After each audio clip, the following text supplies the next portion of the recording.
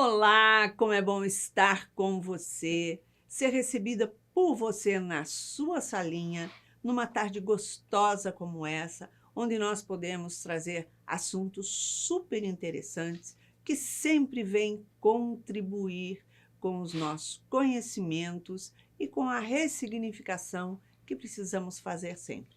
Mas, para entrar em plenitude conosco hoje, temos um convidado muito querido, muito especial, que é Marcelo Batocchio. Ele é vice-presidente de uma empresa dinamarquesa e vem aqui trazer a sua contribuição para um assunto que está sempre muito em alta e que faz toda a diferença, não somente na vida do outro, mas principalmente na nossa. Seja bem-vindo ao Plenitude, Marcelo. É um grande prazer, Iraci. Obrigado pelo convite e é um prazer estar aqui com vocês. Marcelo, você é espírita, sempre esteve no meio, exercendo tantos trabalhos, fazendo tantas coisas. Fala um pouquinho de você para gente, da sua infância, da sua juventude, enfim, como é que você chegou no mundo espírita e se tornou o que você é hoje? Bom, bom, eu sou do interior de São Paulo, nasci numa cidade que se chama Jaú e desde pequeno eu fui muito incentivado pelo meu pai a trabalhar em obras sociais. Meu pai participava muito de grupos. Eu lembro de um grupo, eu era muito pequeno ainda, o grupo dos Vicentinos, eles se reuniam toda semana para fazer as orações e tudo. E eles tinham um projeto em que eles distribuíam vouchers para pessoas carentes. E meu pai fazia questão tanto de me levar junto ao grupo para participar das orações e tudo, e depois também para visitar as famílias carentes em que eram feitas a distribuição dos vouchers, né? Muito bacana. Então, desde pequeno eu tive esse contato com eles. E uma coisa muito interessante, tinha um centro espírita na cidade, nós somos de família católica, toda família católica, mas tinha um centro espírita que minha mãe comentou uma vez que tinha visitado, que era um trabalho muito interessante, e explicou sobre toda a obra social que eles faziam, e aquilo me gerou um interesse enorme. Mas eu devia ter 5, 6 anos, talvez, e isso me deixou marcado. Ai, que bonitinho. Foi uma coisa bem pequena, né? Depois, com o tempo, nós fomos morar em uma usina de açúcar e álcool, que era basicamente uma fazenda, que tinha poucas casas, somente a diretoria. E o meu pai, com o tempo, assumiu uma das primeiras gerências de diretoria de recursos humanos, que não era muito comum, era uma função que estava sendo criada na época. E durante a execução dessa função, ele se preocupou muito com os boias-frias. Eles tinham um ciclo de trabalho que ia de maio, se eu não me engano, quando começava o período de corte de cana até novembro. Depois disso era desmobilizado, a empresa passava por manutenção, essas pessoas eram demitidas. Puxa. E durante esse período que meu pai foi gerente ali, junto com os executivos da usina, tudo, eles criaram um restaurante industrial, passaram a distribuir comida quente para essas pessoas, que eram os Olha que boias bacana. frias, passaram a ser boias quentes. Foi uma das Aham. primeiras experiências a nível nacional. E isso me tocou muito, porque eu ia com meu pai, às vezes, no fim de semana, fazer pagamento na roça para o pessoal que trabalhava. Eu via, assim, o estilo de trabalho dele, chegando de Uma madrugada e vida tudo, né? dura, né? Era uma vida muito difícil. Trabalhar naquele sol intenso, todo o tempo agachado, mas também me chamava a atenção uma coisa. As pessoas, quando iam receber o salário da semana, que elas começavam a tirar toda aquela paramentação que eles usavam, você vê que principalmente as mulheres, elas tiravam luva, tiravam um pano, tiravam tudo das mãos, e elas tinham as unhas feitas, as mãos bem cuidadas. As Hum, pessoas por dentro, você sentia que elas tinham autoestima. que Eu bacana. falei: Isso é uma coisa que precisa ser preservada, né?". E acho que isso sensibilizou muito esse grupo, que passou também a fazer programas educacionais. Ao invés de Hum, demitir o grupo nas entre-safras, eles passaram a reservar uma área da empresa, uma área de terra, para plantio de feijão, de amendoim, de coisas mais simples, que essas pessoas pudessem trabalhar ali cultivando, e parte desse grupo ia para a sala de aula. E eles educavam ah, segurança no trabalho, como se posicionar, ergonomia, coisas que para o nível educacional deles pudesse ser absorvido. Então isso assim, eu acho que formou uma boa parte da minha percepção com relação a como essas pessoas podem ser ajudadas, né. Tempos depois eu tive que sair de lá, eu fui estudar na cidade, voltei a estudar na cidade, fazer curso técnico e fui para a faculdade. E no primeiro ano da universidade eu fui assistir uma palestra espírita. E aquilo foi um ponto de inflexão para mim. Quando eu vi a palestra, assisti aquela hora de palestra, eu falei assim: "É aqui que eu quero, é isso que A está minha raiz faltando". está aí, né? Tinha alguma coisa, era a centelha que precisava ser solta, né. Então eu fui ao centro, foi uma experiência bastante interessante, que naquela época o médium, ele circulava em volta da mesa, e ele selecionava pessoas que sentariam. E na primeira vez que eu fui ao centro, ele me pegou e me colocou na cabeceira da mesa. Eu nunca tinha ido a uma reunião espírita, nada. Então eu não sabia nem como me portar direito. Eu saí de lá com um livro na mão, Uhum. já primeiro livro que eu fui ler, e a partir daí foi assim, foi um consumo massivo de leitura e participação. Eu ia toda semana, tinha umas senhorinhas que elas faziam uma reunião que normalmente não ia quase ninguém aos sábados, mas era um horário que eu tinha livre na faculdade, então eu ia, elas até brincavam, falavam assim: "Tem 3 mães aqui", né. E até o último ano eu frequentei isso com elas ali, e aí foi encadeando acontecimentos. Eu me formei, no ano da formatura, logo depois da formatura eu fui para Macaé. Ali eu conheci 2 casas espíritas, uma que ficava a 1 quadra da minha casa, em que eu fazia desenvolvimento mediúnico, estudo do Livro dos Espíritos e tudo mais, e uma casa que se chamava Casa do Caminho, que era numa área afastada de Macaé, que assim, faz um trabalho belíssimo, numa área bem carente da cidade. E eu trabalhei ali por anos com eles, com o grupo, até sair do Brasil. Aí, e nesses anos, realmente eu dediquei bastante tempo ao trabalho. Quando eu fui transferido para a Argentina, fiquei um tempo sem participar, até que eu encontrei um centro espírita na Argentina. Eu fui a 2 reuniões, eu fui transferido de novo Ai. para a Venezuela. A Venezuela me acrescentou muito em termos de conhecimento já na parte assistencial. Eu não tinha o centro espírita lá, mas eu pude vivenciar um pouco da carência do local. Eu fiz visitas, com grupos de voluntariado às comunidades ribeirinhas em volta nas margens do Orinoco, né. Lugares que moram 10, 12 famílias, isoladas realmente das cidades, sem médicos, sem, muita assistência. E ali se desenvolveu um trabalho bastante interessante, assistencial para esses grupos. Eu fiquei 2 anos ali na Venezuela, voltei para o Brasil, me reengajei na Casa do Caminho, em Macaé, mas foi por 1 ano mais ou menos.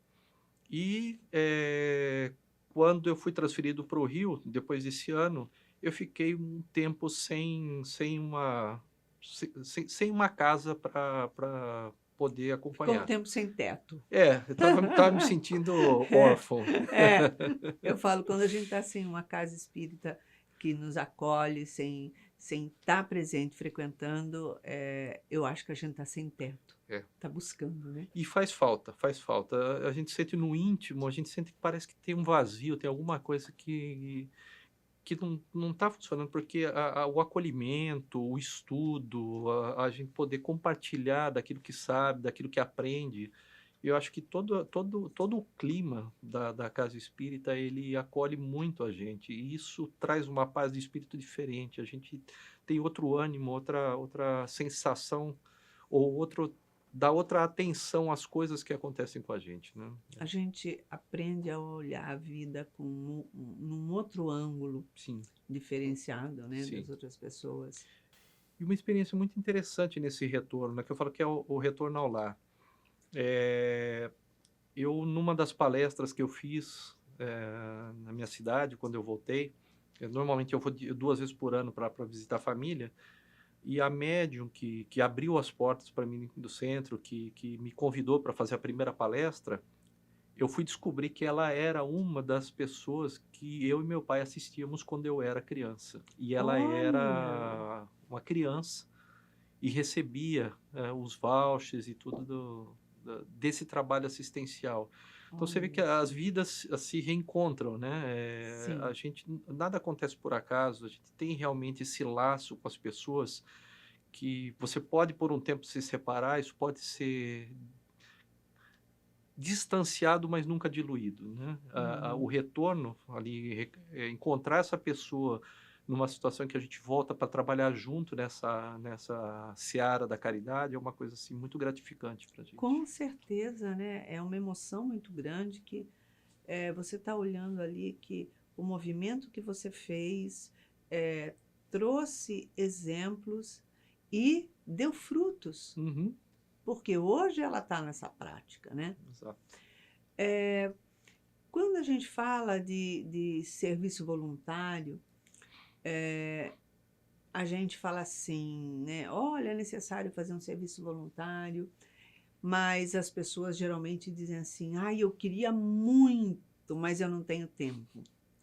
E geralmente são as pessoas que mais têm tempo disponível, Uhum, né. Na verdade, ela queria, mas não tem vontade, né, uhum. porque fazer não faz. E as pessoas que são hiperocupadas, você convida: "Você não quer ajudar a fazer um trabalho voluntário?". "Pode deixar, eu vou dar um jeito de ajeitar minha agenda", e a pessoa arruma um jeito e arruma um tempo dentro do aperto todo dela para fazer. O serviço voluntário, é necessário a gente estimular as pessoas, desde o berço, desde criança, porque passa a ter um sentido maior. Uhum. E você teve isso com seu pai. Na sua jornada, na sua caminhada, como é o encontrar com pessoas no serviço voluntário? Porque você morou tempos fora do Brasil e a visão é outra, a necessidade é diferente da necessidade daqui, né. Uhum. Como é isso na tua vida? Olha, eu falo que isso é parte, é como respirar, né? Se a gente se dedica só a trabalhar, só a uma coisa única, você tem só um objetivo material, fica faltando alguma coisa, fica faltando a essência, a gente começa a se sentir vazio. O que a Joana fala nos livros é exatamente o que eu senti. Eu lembro de uma experiência, foi uma experiência, talvez uma experiência dura que eu tive. Eu comecei a trabalhar e eu estava assim num ritmo alucinado, né? Na época eu tinha começo de carreira, poucos anos de trabalho, eh, tempo escasso, era uma coisa assim, não dava tempo de fazer nada, como você falou, não tinha tempo para praticamente nada. Um dia eu sofri um acidente no meu trabalho. E não foi um acidente assim, manipulando ferramentas ou fazendo alguma coisa de campo. Eu simplesmente voltei do trabalho, eu fui dormir e caiu uma escotilha do navio no meu dedo e decepou a ponta do meu dedo. Meu Deus! Foi uma experiência assim, uma coisa de trauma na hora, né? Eu retornei e fiz uma cirurgia, eles mandaram um helicóptero de emergência, eu estava numa plataforma de petróleo, eu voltei, eu fui internado, fiz a cirurgia e aquela noite eu passei sozinho no hospital. Eu falo que aquela noite foi realmente a noite que eu entendi que a espiritualidade falou comigo para dizer, não, ou você dosa a tua vida, ou esses acidentes vão ser parte. Hoje é um acidente material, você perdeu um pedaço do dedo, mas o teu psicológico, tudo que você tem dentro de você pode ser afetado também. E parece que eu ouvia a espiritualidade dizendo isso. Eu voltei do hospital diferente. Quando eu fui para casa, eu falei para minha esposa, eu falei, eu preciso mudar isso. E a gente passou realmente a ter outra rotina, outra dinâmica. O trabalho continuou tendo a importância que tinha e a dedicação, mas não da forma alucinada como eu levava antes, que era só pensar no trabalho. Eu comecei a entender que eu precisava dedicar tempo para minha família, eu precisava dedicar tempo para as pessoas que necessitavam. A minha família não estava limitada à minha casa. Então, aquilo foi uma experiência que eu digo traumática e foi talvez Muito a melhor forte. que eu tive na vida. Porque a partir dali eu comecei a procurar formas de trabalhar e como você disse, eu encontrei tempo. O tempo existia. Eu tinha vontade, mas eu não tinha, talvez, a disposição, eu não conseguia enxergar a disposição dentro de mim para fazer. A partir daí, sempre tive, e sempre que eu posso, eu faço isso. Então, dentro da empresa, eu tento passar isso para as pessoas. Eu tento ser o exemplo para dizer para eles, olha, eu, com tudo que eu faço, com o cargo que eu tenho, eu consigo tempo para fazer alguma coisa. Uhum. E fazendo, eu percebi também que as pessoas que têm realmente vontade, elas te seguem. E elas começam a se descolar. No começo, elas vão junto. Daqui a pouco, elas começam a fazer o trabalho por elas e isso começa a ficar independente. Então, hoje, por exemplo, quando nós começamos a fazer os primeiros projetos, a procurar os projetos para fazer, eu ia sozinho. Eu ia às reuniões sozinho, eu buscava recursos sozinho, nunca tinha muito auxílio. A partir do momento que nós fizemos o primeiro trabalho efetivo, as pessoas começaram a ver as crianças reagindo ao que recebiam, ao tempo que a gente dedicava, tinha o contato pessoal com elas, outras pessoas começaram a vir e se juntar e fazer essa indução, né? Uhum. Hoje nós temos trabalhos que são conjuntos e trabalhos que algumas pessoas já começaram a fazer sozinhas, já começaram a desenvolver. E iniciativas, né? Com certeza. Como o movimento que você faz da valorização do funcionário dentro da empresa? Olha, quando você vê alguém que tem essa disposição para trabalhar e tudo mais, a gente começa a conversar mais, essas pessoas começam a ter mais tempo, né, de discussão.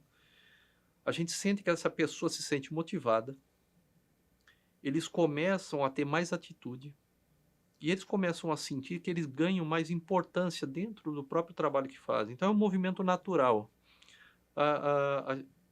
Não é necessário que a gente faça uma distinção entre quem trabalha e quem não trabalha social. Simplesmente as pessoas que começam a trabalhar, elas começam a sentir uma satisfação de fazer aquilo, elas começam a se dispor, começam a ter atitude própria e elas começam a se destacar naturalmente e oportunidades vão aparecendo. Então, não são poucos os casos que a gente tem de pessoas que se envolveram em trabalhos voluntários e que cresceram como pessoas mesmo, como profissionais dentro da empresa. Dentro da empresa, Uhum, eu conheço alguns funcionários, da sua empresa e, a gente vê que eles se sentem valorizados, uhum, né? Eles se sentem pertencente uhum, à empresa como uma família. uhum, E isso é uma diferenciação de outras empresas, porque geralmente a maioria das empresas procura absorver o máximo do ah, funcionário, entendi, entendi. utilizar, gastar o máximo que ele puder retirar, mas não fazer a contrapartida de olhar para aquele funcionário como um ser humano, Uhum, como alguém que tem suas dores, seus conflitos, e muitas vezes é, ele precisa ser ouvido em algum momento. uhum. Como você estimula isso buscando que o funcionário se sinta pertencente à família? Olha, por experiência, por experiência pessoal, a partir do momento que eu tive minha primeira oportunidade de chegar à gerência, uma coisa que eu me predispus é a nunca ser um chefe, sempre ser um líder.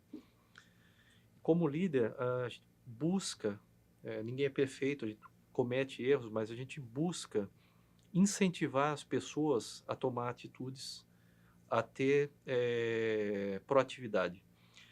Então, o que eu faço normalmente? Eu levo os problemas para debate, eu normalmente trabalho com eles em conjunto, comunicação muito aberta, muito acesso, e eu trago os problemas dizendo, olha, nós temos um problema na comunidade, olha, nós encontramos uma questão aqui que poderia ser tratada internamente, nós poderíamos trabalhar em grupo para tentar resolver. Abrindo o debate, eles começam a vir naturalmente e discutir, dar ideias. E eles começam, inclusive, a se oferecer. Então, nessa hora, existe uma conexão muito forte deles, não existe a distância do chefe para o funcionário, existe realmente um time de trabalho, uma equipe. Eles se sentem bastante à vontade, pelo menos eu sinto bastante isso, eles sentem a vontade de sentar comigo, de entrar na minha sala, de conversar comigo, e eu incentivo muito eles a desenvolver as ideias em grupo. Então, por exemplo, veio a ideia de montar um curso. Ok, vamos montar um curso, mas esse curso você vai fazer sozinho? Não. Então vamos fazer o seguinte: monta um pacote. Nós vamos ter uma indução financeira. Bom, nós temos um departamento financeiro. Será que não tem ninguém que pode ajudar? E nós começamos a debater isso, nós trazemos para a mesa. Isso acaba virando uma conversa, acaba virando um workshop. No fim, você chega com esse incentivo, com essa liberdade que você dá para as pessoas agirem dentro da empresa, você consegue juntar um grupo de 10, 12 pessoas normalmente que acabam se envolvendo num projeto. Eu consigo ficar de fora assistindo, orientando para não deixar perder o rumo, Uhum. mas normalmente eles conseguem desenvolver uma ideia, um conceito e coisas maravilhosas. Nós temos projetos hoje, desde auxílio à educação, até cuidados da orla da praia em Macaé, de certos setores que têm plantas específicas. Então, está ligado à natureza, está ligado ao meio ambiente, está ligado à educação, está ligado à saúde. E todas essas iniciativas que eles vão trazendo, nós procuramos algum tipo de solução, mas eu busco nunca dar a solução. E sempre trazer eles a discutir e trazer as soluções para dentro. A incentivar o crescimento da própria É o pessoa crescimento para pessoal. que ela se enxergue reconhecida e valorizada, Exato, né? exato. A Isso. satisfação que eles sentem, assim como eu sinto, é de quando você sonha com um projeto, poder trazer aquilo à realidade, de plasmar aquilo e ver aquilo executado, né? Então eu dou a liberdade realmente para que eles façam. Eu não procuro aquele local de dizer assim, eu comandei, eu fiquei, não. As pessoas me procuraram com uma ideia, então desenvolvam a ideia, eu vou apoiar. E eu trabalho no bastidor normalmente para que eles se sintam os responsáveis pela execução daquilo, garantindo que aquilo realmente vai ser feito. Vai desenvolvendo maiores capacidades em cada funcionário. Ele mesmo busca o crescimento, Uhum. né? Exato, exato. E ele vê que aquilo que ele está fazendo, o esforço que ele está fazendo, está trazendo para ele um benefício, um reconhecimento, e ele começa a sentir que faz parte de uma família, Sim. né? Dentro da empresa. Além disso, ele sente que ele pode expor ideias. Então ele se sente motivado a trazer inovação. E a empresa é muito isso, é uma empresa de inovação. Então, se você tem pessoas que têm liberdade para pensar, você está trabalhando nada mais do que no âmago da empresa mesmo, em trazer inovação para a empresa através dos recursos que nós temos lá dentro. E as pessoas altamente valorizadas porque elas sentem capazes de desenvolver aquilo dentro da empresa. Muito, muito bacana. Bom, já estamos aí estourando o horário. Nós vamos para um pequeno intervalo, tomar um chazinho gostoso e voltamos já já. Não saia daí.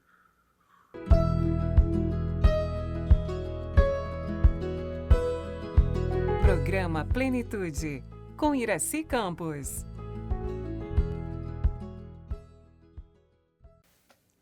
Estamos de volta no segundo bloco do nosso programa e hoje entrando em plenitude com Marcelo Batoc. E aqui num bate-papo especial falando sobre o serviço voluntário e como se integrar em uma empresa se sentindo parte de uma família. Então, Marcelo, como é esse movimento de você buscar incentivar o funcionário a conhecer um trabalho voluntário, a começar a participar de um trabalho voluntário? Quando as pessoas veem que a empresa tem abertura, né, para o trabalho voluntário, e também nós procuramos deixar claro o objetivo, nós focamos muito na área educacional, que é importante. normalmente eles buscam com ideias. Uhum. Então, a primeira coisa que nós fazemos é incentivar que eles desenvolvam essa ideia, que tragam isso para dentro do grupo e mostrar para ele quais são os recursos que nós temos disponíveis. Primeiro, apoio. É essencial, porque se a pessoa traz uma ideia e você não apoia no primeiro momento, você não dá atenção, aquilo desmotiva. Porque é um trabalho extra, é um trabalho difícil. Para Uhum. algumas pessoas é penoso começar porque não tem experiência, nunca fizeram, né? Então, com o apoio, quando ele sente que existe o engajamento, que existe apoio, que ele precisa de um outro recurso e você corre e consegue esse recurso para ele, naturalmente eles começam a trabalhar. A empresa dá muito valor a isso, então internamente isso é reportado e é reportado a nível global. Então, uma vez, pelo menos a cada trimestre, é feito um relatório de tudo que foi feito no país ou na região, como que foi desenvolvido, as pessoas que fizeram isso são entrevistadas, e isso vai para o site da empresa, que é divulgado no mundo inteiro. Olha que bacana. Fora isso, nós temos um parceiro muito interessante, tem uma pessoa que é amabilíssima, adoro ele, é um colega que ele é presidente da Câmara de Comércio Brasil-Dinamarca. Eles também têm uma revista semestral, e nessa revista quase todo semestre, desde 3 anos já, ele vem divulgando as ações sociais que nós temos feito. Olha só. Então, tudo isso é mostrado, aí as pessoas ficam super animadas de ver, olha, o trabalho que eu fiz está sendo refletido, está sendo mostrado, isso teve importância, porque isso também é um ponto. Às vezes a pessoa toma uma atitude e ela acha que isso não é importante o suficiente, e não é verdade. Se você conseguir ajudar uma pessoa, se você conseguir tirar uma pessoa da rua, se você conseguir educar uma criança ou incentivar uma criança a estudar, isso faz uma diferença enorme para o mundo. Se todos Faz. fizéssemos isso, seria fantástico. Então, quando eles veem isso, eles se sentem incentivados a fazer mais, e nós procuramos sempre dar esse incentivo, esse apoio. Sabe? Siga, traga mais gente, vamos trabalhando nos projetos, nas coisas. Muitas vezes os projetos a gente não tem recurso, e eu falo, vamos desenvolver, vamos continuar. E não sei como os recursos aparecem, os projetos são desenvolvidos, a gente consegue cumprir. Isso causa uma alegria imensa. E a gente tem esse hábito também, depois de juntar o grupo 1 ou 2 vezes por ano para celebrar o que foi feito e tudo mais. Então, eu acho que isso é um grande incentivo. Se eu pudesse externar por palavras o sentimento de grupo que nós temos, seria fantástico, porque você faz um jantar, você faz um almoço, uma coisa mais menos formal com o grupo, e você vê que uma mesa com muitas pessoas de diversos locais, de diversas áreas, de diversas culturas, estão juntos, conversando, se divertindo como se fossem amigos de longa data. Não existe animosidade, e isso e realmente essa animosidade que às vezes existe na empresa, entre departamentos, entre pessoas, é Uhum. totalmente diluído quando eles trabalham junto em projetos de auxílio aos que necessitam. É uma coisa fantástica, talvez seja difícil, de novo, de expressar em palavras, mas quando você está no meio e você vê o resultado disso, é muito gratificante. Então, o trabalho voluntário que eles acabam fazendo ali em grupo reflete positivamente demais dentro da empresa, porque eles deixam de ser adversários para serem parceiros. Sim, sim. Colegas e eles desfrutam dos resultados juntos, que eles conseguem junto. Eles sabem, eles veem na execução do trabalho o quanto é difícil tocar aquilo sozinho. Eles começam a valorizar as pessoas que auxiliam ou que se engajam, porque no final das contas eles conseguem o resultado.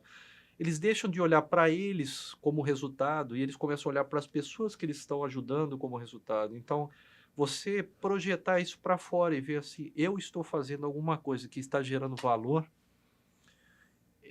muda muito a forma da pessoa pensar. porque se nós fôssemos no meio, vamos colocar no meio empresarial seco e bruto como é, qual é o teu objetivo? Fazer o máximo, dedicar o máximo, ganhar o máximo, comprar o máximo, você sempre desfrutar disso, eu quero mais, mais, mais. Quando essas pessoas se dão conta de que elas têm uma vida boa, elas têm um emprego num ambiente saudável, de amigos, de colegas, e eles estão ajudando outras pessoas, isso muda totalmente o ambiente de trabalho. Fica um ambiente leve, fica um lugar de amigos, de colegas. Mesmo, eu já vi, mesmo em ambiente de pessoas que não se suportavam, em coisa de 6 meses a 8 meses de trabalho voluntário, eles se tornarem colegas e um auxiliar o outro. Olha, que bacana. Isso agrega valor imensurável, não só para o profissional, não só para a carreira, mas para a vida dele. É porque ele aprende a crescer, desenvolver como ser humano, como a pessoa que tem a compaixão, como espírito Uhum. que é, né? E nessa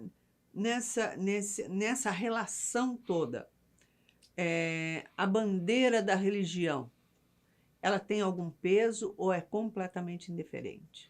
Eu vejo completamente indiferente. Eu tenho, por exemplo, eu tenho formação familiar católica, sou espírita, adoro a filosofia, acho que a filosofia ela traz um complemento para mim, ela traz, coincide com o que eu penso, com o que eu sinto. Dentro da empresa nós temos católicos, nós temos evangélicos de várias linhas diferentes. E nós sentamos à mesa e nós conversamos, e eu falo às vezes sobre a obra de Joana, eles colocam pontos também de uma forma muito respeitosa, ou seja, a convivência é possível. Com Falo, certeza. quando o objetivo é nobre, tudo que está em volta é muito mais maleável, é muito mais amigável, é muito mais fácil de lidar. É verdade. As pessoas se tornam realmente seres humanos, eles se importam com quem está ao lado. Não vira uma questão de convencer que a minha religião é melhor ou que a outra religião é melhor, que eu tenho razão e eu não tenho razão. No final das contas, é um ambiente onde existe é uma família espiritual que ali está, com crenças distintas, o que não importa se o objetivo é nobre, e nós todos convivemos sem nenhum problema. Por mais que haja eu costumo dizer, diversificação de bandeiras, em realidade, todas elas se somam e vão para um único lugar. Exato. Né? Então, está discutindo a cor da bandeira para quê? Essa não faz nenhum sentido. É isso mesmo, é isso mesmo. E que tipos de projetos vocês já desenvolveram? Como é isso? Olha, nós começamos buscando, como eu falei, a empresa tem uma meta que é auxiliar a educação, que é a educação continuada, né? Não deixar que as crianças deixem o estudo. Então, nós procuramos, durante um ano, não fomos muito felizes buscando uma obra, teve a sua dificuldade, por uma coincidência dessas da vida, que, de novo, a gente sabe que não existe, né? Eu precisei ir para Salvador, para uma reunião, eu conversei com uma amiga, e ela falou para mim, eu conheço uma pessoa na Mansão do Caminho. Eu falei, meu sonho é conhecer a Mansão do Caminho. Eu falei, eu vou dar um jeito. E foi assim, para não estender muito, eu fui recebido, você conhece, as pessoas são super amáveis, são super agradáveis. Eu em 2 horas, fiz amigos por todo lado. Do mesmo jeito que eu cheguei aqui com você, quando você me conheceu, eu cheguei lá com o Mário, que é o presidente, eu falei, Mário, eu preciso fazer um projeto para auxiliar as crianças. E eu não tenho onde fazer. O que eu posso fazer? Ele falou, olha, nós temos aqui problemas estruturais. Não são problemas propriamente dito, mas nós podemos implementar melhoras. Eu falei, então, por favor, me diz o que fazer. Ele me passou uma lista de coisas que seriam interessantes para melhorar a infraestrutura, para dar mais condições para as crianças. Eu visitei a obra, eu vi que a obra realmente educacional é fantástica. É verdade. Então, eu vendi isso internamente na empresa, eu fiz toda uma apresentação, expliquei para eles que nós não estávamos investindo na educação, em educação, mas na educação. Ou seja, para as Exatamente. crianças se manterem na educação, elas precisavam Elas daquela precisam infraestrutura. daquilo. Se ela não tiver aquilo, ela não tem como estar na educação. Você Exato. tem que ter uma estrutura para É, acolher, de receber, base, né? fazer, né? E fazer bem feito, como eles fazem lá, né? É.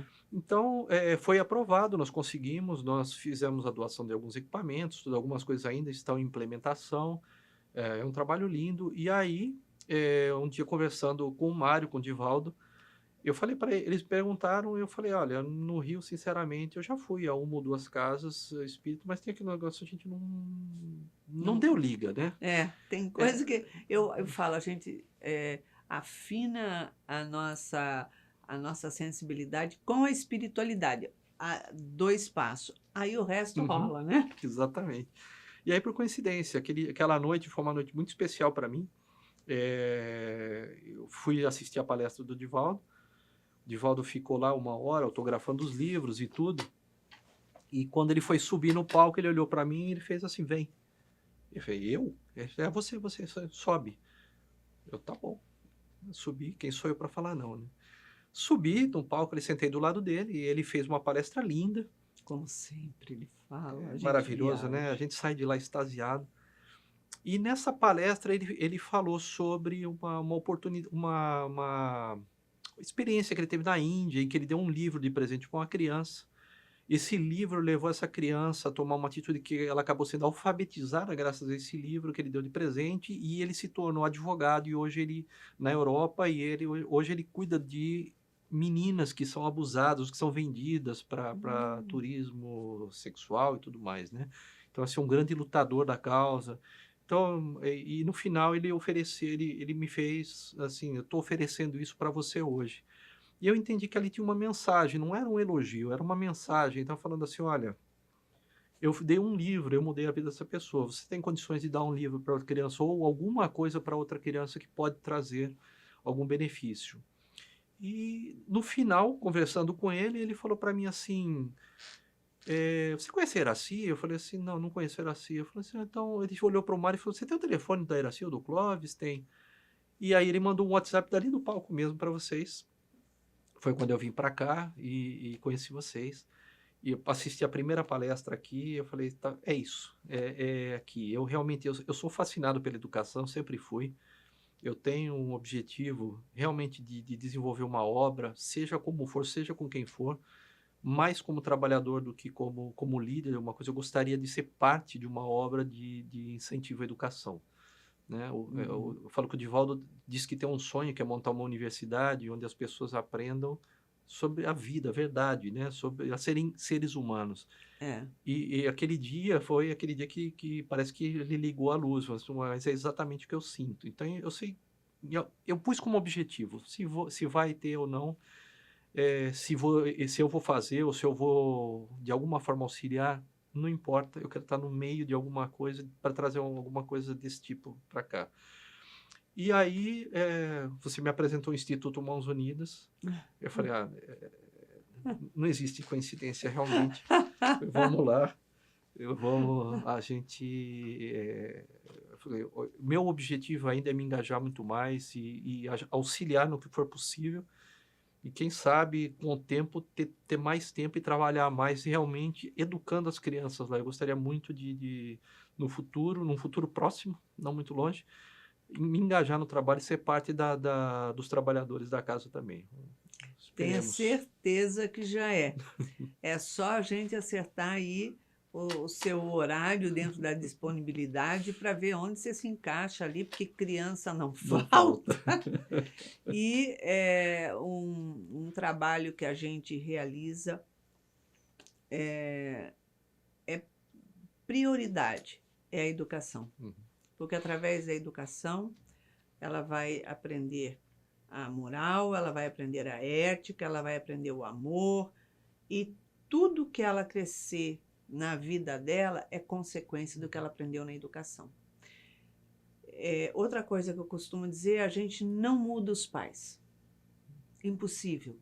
Ele já está no meio daquela normose onde ele encontra gente morta na lixeira, na rua, dentro da comunidade, olha, comenta, e aquilo virou normal, e um rouba aqui, um mexe ali, outro faz isso. E para eles tudo isso é normal, mas a gente sabe que não é o normal isso.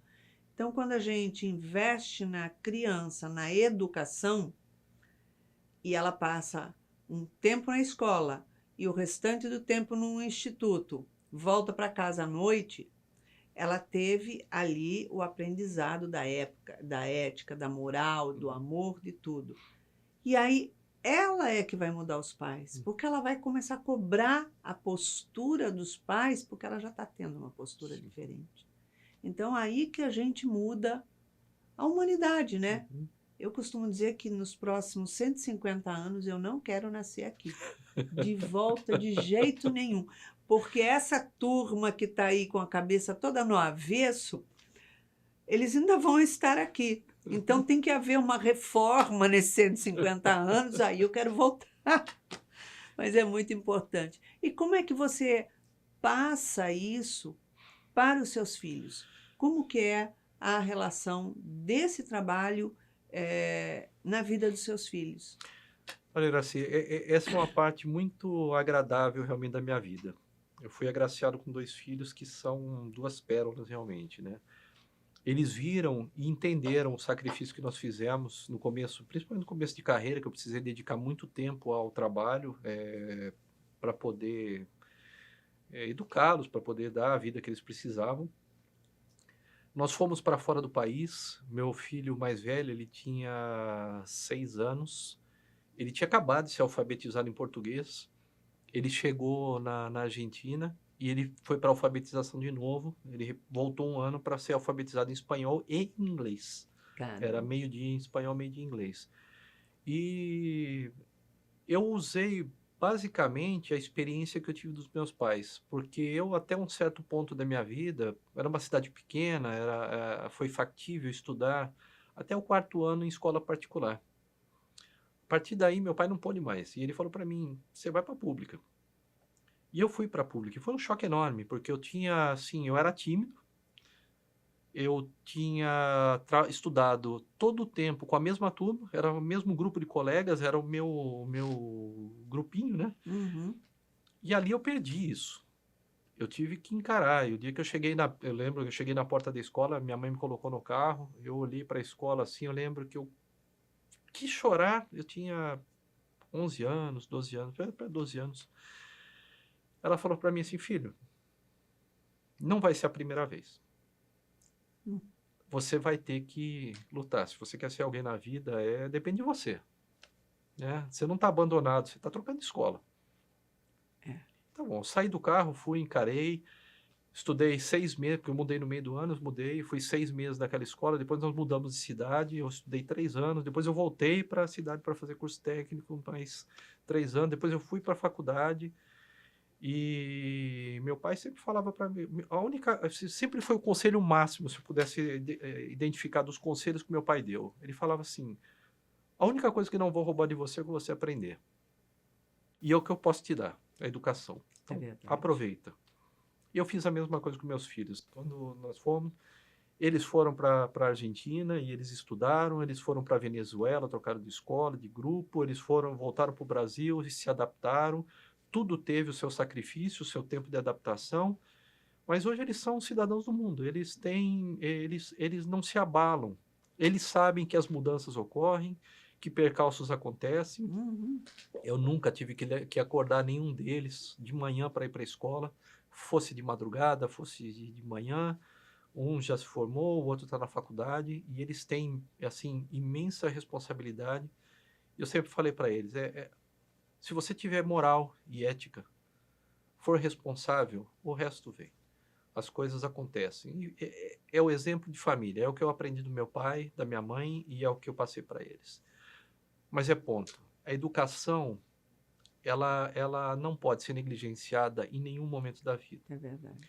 Eu fui parado uma vez por uma pessoa, modo de dizer, né? Na verdade, ela se acercou para pedir o meu testemunho, porque ela estava muito preocupada em fazer um trabalho de divulgação de pessoas que passaram por dificuldades na vida para chegar na carreira, porque ela disse que hoje existem 33 milhões de brasileiros que não estudam nem trabalham, por opção. Eles simplesmente decidiram ser a geração neném.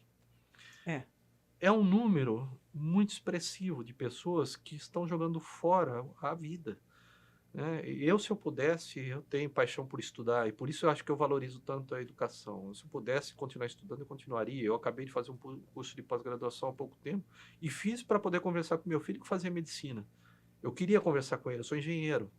E eu fiz um curso de pós-graduação em engenharia clínica e biomédica para poder interagir com Ter ele, né? conteúdo para poder Exato, conversar. exato. Eu precisava entrar no mundo dele para a gente poder conversar. E a mesma coisa, por coincidência ou não, o meu segundo agora está fazendo psicologia. E desde que eu me envolvi nesse projeto social com a Mansão, eu fiquei apaixonado pela obra da Joana. Já os livros da Joana, pela série psicológica, assim, eu devorei, né? E é gostoso você aprender, você poder ter fluência, você sentar com uma pessoa e poder conversar, você ter conteúdo, você saber do que está Uhum. falando e não ficar gritando nas redes sociais como se faz hoje, né? É, É uma prova de ignorância, assim, que as pessoas vão sentir vergonha no futuro do que estão fazendo. com certeza, porque você vê que não tem sabedoria nenhuma, Uhum. a pessoa não tem conhecimento de nada, ela não estuda, ela não se aprofunda, ela lê a contracapa lá de um livro, o que fala aquele livro, Uhum. e aí ela já tem uma opinião sobre aquilo, Exato. e tem opinião sobre tudo. Fala, não, esse livro é isso, não presta, não sei o quê. Você leu? Não, Exatamente. Exatamente. né? Que geração é essa? Uhum. E as pessoas falam, eu sempre toco nesse assunto, eu não sou contra nada. As pessoas falam assim, nós precisamos fazer uma transição energética. Eu concordo, nós precisamos fazer. Mas não é uma coisa que você vai ganhar na gritaria, não é uma coisa que você vai decidir que você tem que fazer a transição energética e a partir de amanhã você muda tudo. Você fala o petróleo ele é um problema. Mas hoje em dia, se você tem um carro, teu carro usa combustível. É um problema e é uma É, solução. os pneus são feitos de petróleo. A É, pintura é feita de petróleo. Os painéis internos são feitos de petróleo. Praticamente, se você vai comer, você é vegetariano ou vegano, a maior parte dos adubos, dos fertilizantes são feitos de petróleo. não Então, tem como. assim, as coisas precisam ser conhecidas para ser debatidas e as soluções virem de coisas inteligentes, né? Ter inteligência naquilo, ter conhecimento Uhum. para que tenha sentido a discussão. É. A gente aprende com Kardec que a vida é um constante movimento. Uhum. E para a gente crescer, a gente tem que sair do lugar, tem que se movimentar, Sim. né? Senão não há crescimento. Então não adianta a pessoa ficar amarrada no lugar, Uhum. porque ela vai estacionar durante um período, mas ela tem que ir para frente, Uhum. porque não tem outro caminho, né? Sim. Nossa, passa muito rápido, a gente está em cima do laço. Pois é, quando o papo é bom, o papo é gostoso, a gente esquece da hora e vai em frente. Chegamos ao final do programa. Marcelo, eu convido você a deixar uma mensagem para os nossos telespectadores, para os nossos amigos. Olha, como a conversa foi sobre voluntariado e educação, eu gostaria de convidar as pessoas que parassem e pensassem exatamente no voluntariado. Auxiliar, existem muitas formas. As pessoas podem ser auxiliadas por contribuições materiais e não materiais, por atenção. Existem entidades extremamente responsáveis, como o Instituto, ou as casas espíritas, outras igrejas, que fazem trabalhos voluntariados de auxílio às pessoas. Procurem, pelo menos, conhecer, antes de dizer que é difícil, antes de dizer que não pode ou que não tem tempo, para que vocês possam sentir um dia o sabor de auxiliar alguém, ou de auxiliar um grupo, ou de trabalhar em conjunto e ver a satisfação pessoal que isso traz. Porque nós passamos a olhar para as pessoas que realmente precisam. Os nossos problemas se diluem, eles vão embora. Porque a gente vê que nós temos muito, mas como a gente não consegue, não olha para fora, às vezes esse muito, ele fica desconhecido de nós mesmos. É isso aí. Marcelo, obrigada Obrigado pela a sua você. presença. Foi ótimo tê-lo aqui conosco. Obrigado, Iraci. Um prazer. E para que você tenha uma semana gostosa, uma semana maravilhosa, cheia de muitas reflexões e principalmente qual a diferença que você está fazendo na vida do próximo, que óbvio reflete na sua. Então, reflita sobre isso. Deixamos aqui um super beijinho cor-de-rosa e uma semana de muita paz. Acabamos de apresentar Plenitude. Produção Seja Barra. A apresentação Iraci Campos.